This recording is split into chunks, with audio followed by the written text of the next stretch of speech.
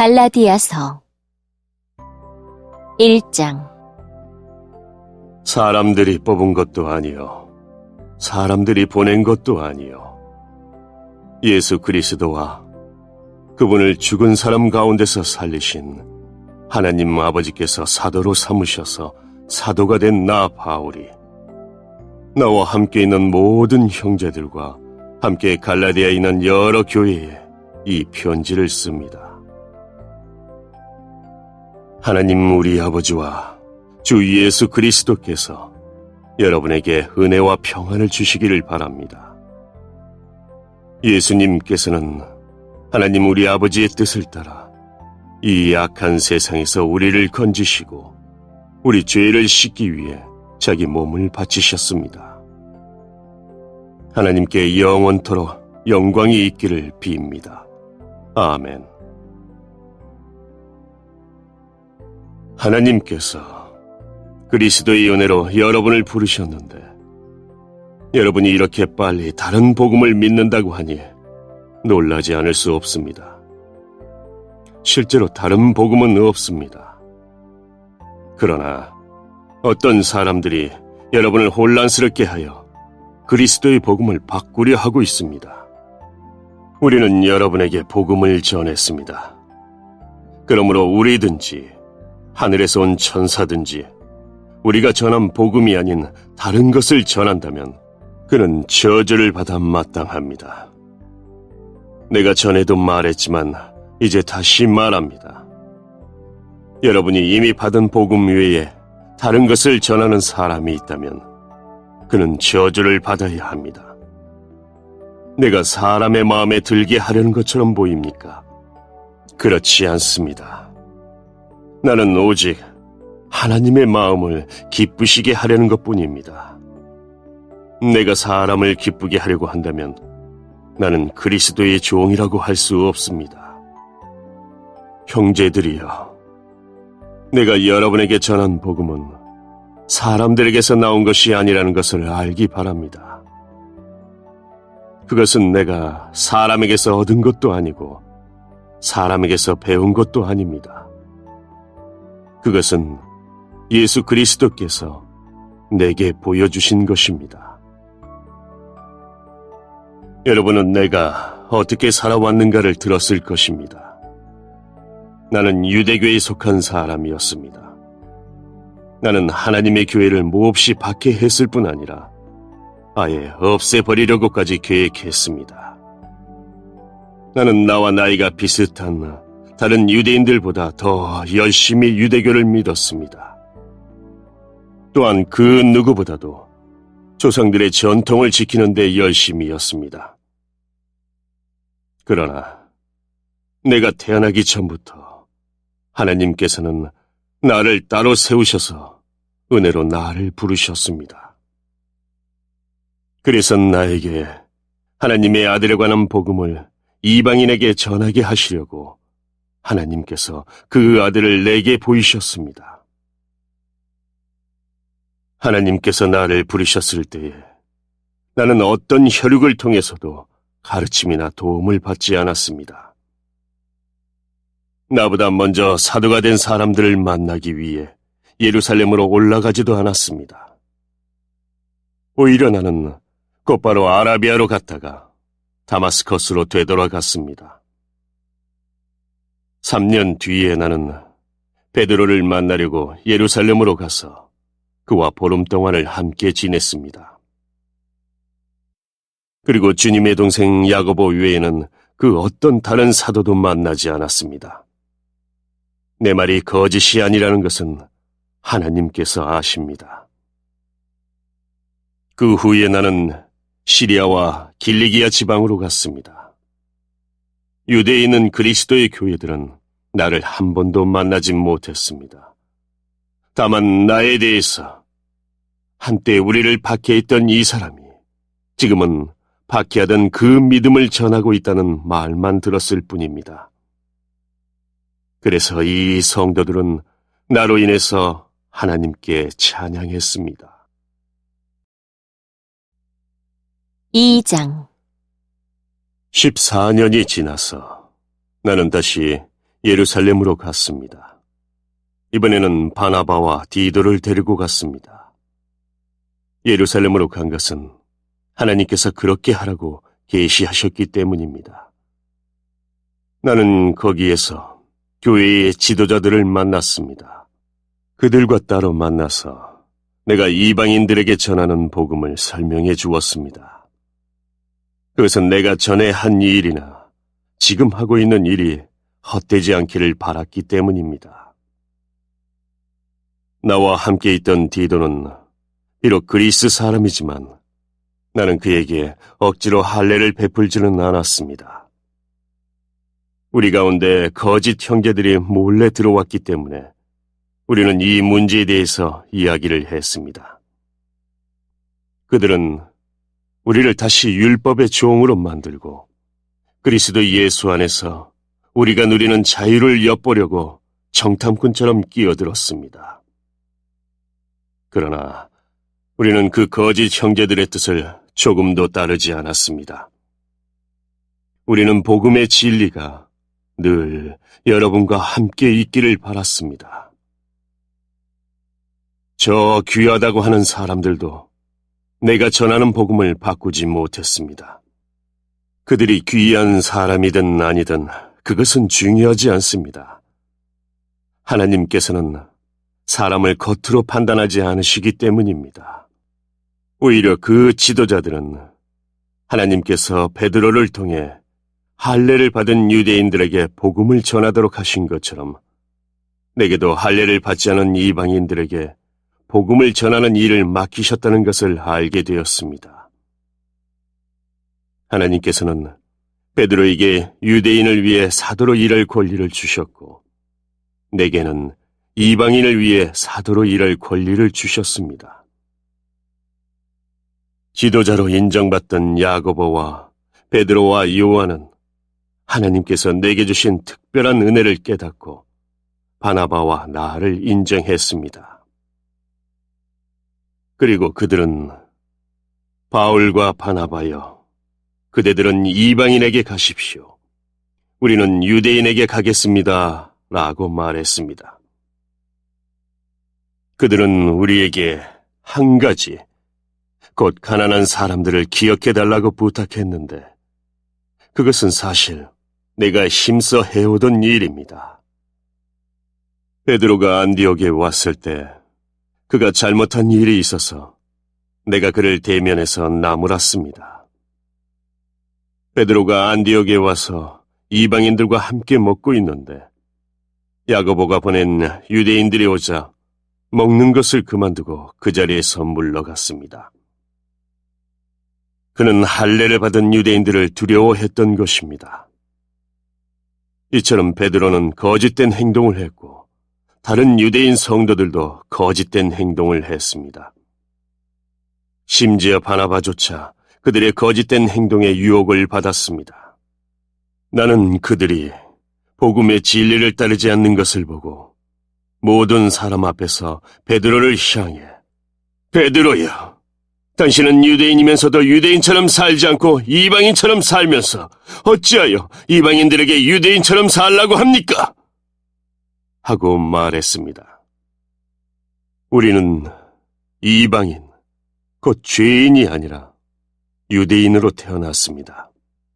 하지만 우리는 율법을 따른다고 해서 의롭다함을 받는 것이 아니라 예수 그리스도를 믿음으로 의롭다함을 얻는 것을 압니다.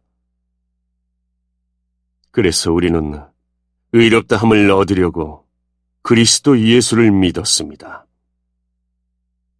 우리가 의롭다함을 얻는 것은 그리스도를 믿었기 때문이지 율법을 지켰기 때문이 아닙니다. 율법으로는 어느 누구도 의롭다함을 얻을 수 없습니다. 우리 유대인은 의롭다함을 얻으려고 그리스도께 나아왔습니다. 그리하여 우리가 죄인이라는 것이 밝히 드러났습니다. 그렇다고 해서 그리스도께서 우리를 죄인으로 만드시는 것입니까? 그럴 수 없습니다. 내가 이미 헐어버린 그것을 다시 가르친다면 그것은 틀림없이 내가 죄를 짓는 것입니다. 나는 율법을 위해 사는 것을 그만두었습니다. 나는 율법에 의해 죽었습니다. 내가 율법을 향해 죽은 것은 하나님을 향해 살기 위한 것입니다. 나는 그리스도와 함께 십자가에서 죽었습니다. 이제는 내가 사는 것이 아니라 내 안에 계신 그리스도께서 사시는 것입니다. 내가 지금 내 몸 안에 사는 것은 나를 사랑하셔서 나를 구하시려고 자기 몸을 바치신 하나님의 아들을 믿는 믿음으로 사는 것입니다. 나는 하나님의 은혜를 헛되게 하지 않습니다. 율법으로 의롭다함을 얻을 수 있다면 그리스도께서도 죽지 않으셨을 것입니다. 3장 갈라디아 여러분들은 예수 그리스도께서 십자가에서 죽으셨다는 사실을 분명히 알면서도 남에게 속았으니 어리석기 이를 데가 없습니다. 이 한 가지만 대답해 보십시오. 여러분은 어떻게 성령을 받았습니까? 율법을 지켜서 받았습니까? 아닙니다. 복음을 듣고 믿었기 때문에 받은 것입니다. 성령 안에서 살기 시작하다가 이제 와서 다시 자기 힘으로 살려고 하다니 여러분은 참으로 어리석습니다. 그렇게 많은 고난을 경험했는데도 그 모든 것이 다 헛일이었습니까? 그렇지 않기를 바랍니다. 여러분이 율법을 지켰기 때문에 하나님께서 성령을 주셨습니까? 아닙니다. 여러분이 율법을 지켰기 때문에 하나님께서 여러분 가운데서 기적을 일으키셨습니까? 아닙니다. 하나님께서 성령을 주시고 기적을 일으키신 것은 여러분이 복음을 듣고 믿었기 때문입니다. 성경에도 아브라함에 대해서 같은 말씀이 있습니다. 아브라함이 하나님을 믿으니 하나님께서 아브라함의 믿음을 받으시고 그를 의롭다고 여기셨다. 그러므로 여러분은 믿음으로 사는 사람이 참 아브라함의 자녀라는 것을 알아야 합니다. 또 성경은 장차 일어날 일, 곧 하나님께서 이방인을 믿음으로 의롭게 하여 줄 것을 미리 일러주었습니다. 이 복음을 먼저 아브라함에게 전했는데 그것은 모든 민족이 너로 말미암아 복을 받을 것이다 라는 성경 말씀과 같은 것입니다. 아브라함이 이를 믿으니 그 믿음 때문에 복을 받았습니다. 누구든지 믿는 사람은 아브라함처럼 복을 받습니다. 그러나 율법을 의지하는 사람은 다 저주를 받습니다. 성경에도 이렇게 적혀 있습니다. 율법책에 적혀 있는 것을 다 지키지 않는 사람은 저주를 받는다. 율법을 통해서는 하나님으로부터 의롭다함을 얻지 못한다는 것이 분명합니다. 성경에 이렇게 적혀 있습니다. 의인은 믿음으로 말미암아 살 것이다. 율법은 믿음에서 생겨난 것이 아닙니다. 율법을 지키는 사람은 율법으로 인해 살 것이다 라는 말씀도 있습니다. 그리스도께서는 율법이 우리에게 씌운 저주를 거두어 가셨습니다. 그리스도께서 우리를 대신해서 저주를 받으셨습니다. 성경에도 이렇게 적혀 있습니다. 나무에 달린 사람은 다 저주를 받은 것이다. 그리스도께서 그렇게 하신 것은 하나님께서 아브라함에게 약속하신 복이 이방인들에게도 미치게 하기 위함입니다. 이 복은 예수 그리스도를 통해 옵니다. 예수님은 우리로 하여금 하나님께서 약속하신 성령을 믿음으로 받게 하기 위해 죽으셨습니다. 형제들이여, 예를 들어서 말하겠습니다. 사람들 사이에서도 약속을 맺으면 아무도 그 약속을 무효로 하거나 어떤 것을 덧붙일 수 없습니다. 하나님은 아브라함과 그 자손에게 약속하셨습니다.